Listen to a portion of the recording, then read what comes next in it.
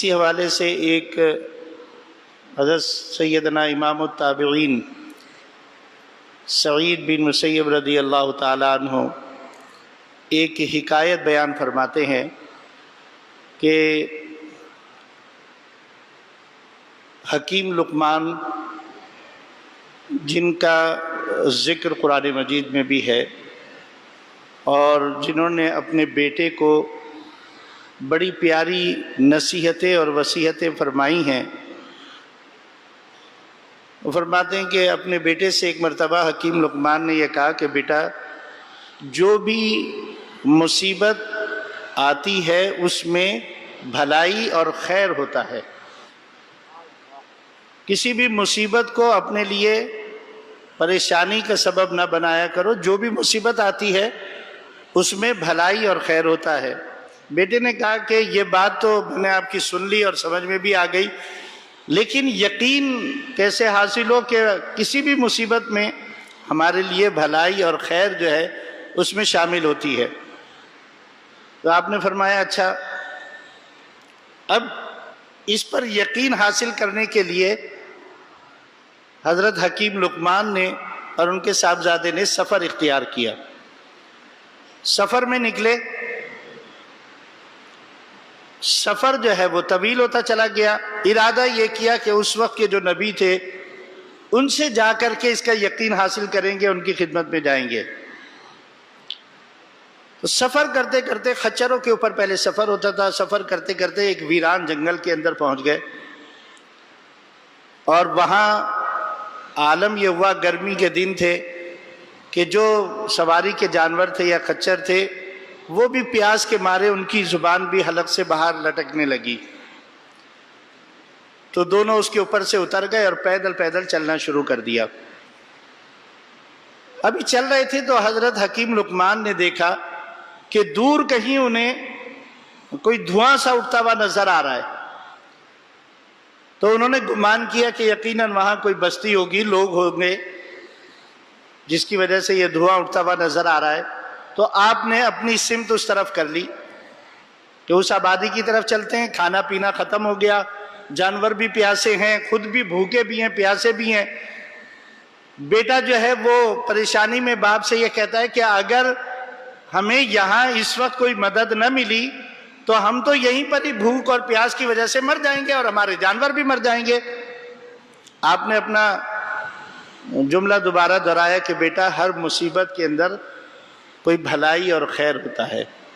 اس نے کہا کہ بات تو آپ ٹھیک کہتے ہیں، لیکن یہاں اس وقت ہمارے سامنے کون سی بھلائی اور خیر ہے؟ ہمیں تو موت نظر آ رہی ہے۔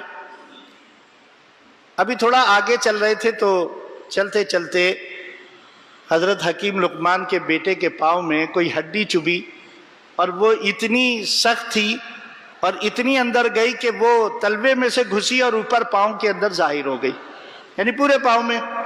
اب اس تکلیف کی شدت اتنی کہ اگر ایک ہڈی چبھ جائے اور وہ آر پار ہو جائے تو شدت تکلیف کی وجہ سے بے ہوش ہو کر گر پڑے۔ حضرت حکیم لقمان نے انہیں اٹھایا اور بڑی مشکلوں کے ساتھ اس ہڈی کو ان کے پاؤں میں سے نکالا، اور پھر ان کو ہوش میں لانے کی تدبیریں کی۔ جب وہ ہوش میں آئے تو کہنے لگے بابا، یہ تو اس سے بھی بڑی مصیبت آ گئی، یہ تو پاؤں ہمارا زخمی ہو گیا۔ یا آپ نے فرمایا کہ بیٹا دیکھو، اللہ کا حکم یہی ہے، ہو سکتا ہے اس چھوٹی تکلیف کو جسے ہم بہت بڑی سمجھ رہے ہیں، اللہ تعالیٰ اس کی وجہ سے ہمیں کسی اور بڑی مصیبت سے جو ہمیں نظر نہیں آ رہی اللہ تعالیٰ محفوظ فرما دے۔ ابھی یہ باتیں کر رہے تھے تو وہ جو دور دھواں نظر آ رہا تھا اچانک وہ ختم ہو گیا، اور وہاں انہوں نے دور دیکھا کہ کوئی ایک گھوڑے سوار ہے، سفید کپڑے پہنا ہوا ہے، اور وہ تیزی سے ان کی طرف آ رہا ہے۔ قریب تھوڑا جب واضح ہونے لگا تو وہ ایک دم نظروں سے غائب ہو گیا۔ اب یہ تلاش کر رہے ہیں کہ وہ جو آنے والا تھا وہ کون تھا، تو یکایک آواز آئی کہ اے لقمان، میں اللہ کا بھیجا ہوا فرشتہ ہوں۔ اور اس حکایت کے الفاظ یہ ہیں کہ اس آواز سے نے یہ کہا کہ میں فرشتوں کا استاد جبریل ہوں، مجھے مقرب فرشتوں کے علاوہ اور انبیاء کے علاوہ کوئی دوسرا دیکھ نہیں سکتا، اور آپ نے اپنے بیٹے کو جو نصیحت اور وصیت کی ہے اس کے یقین کے لیے میں آپ کو بتا رہا ہوں کہ آپ جس شہر کی طرف بڑھ رہے تھے، اللہ رب العزت نے اس شہر کو، اس بستی کو الٹ دینے کا اور اس کو بالکل برباد کرنے کا فرشتوں کو حکم دے دیا تھا۔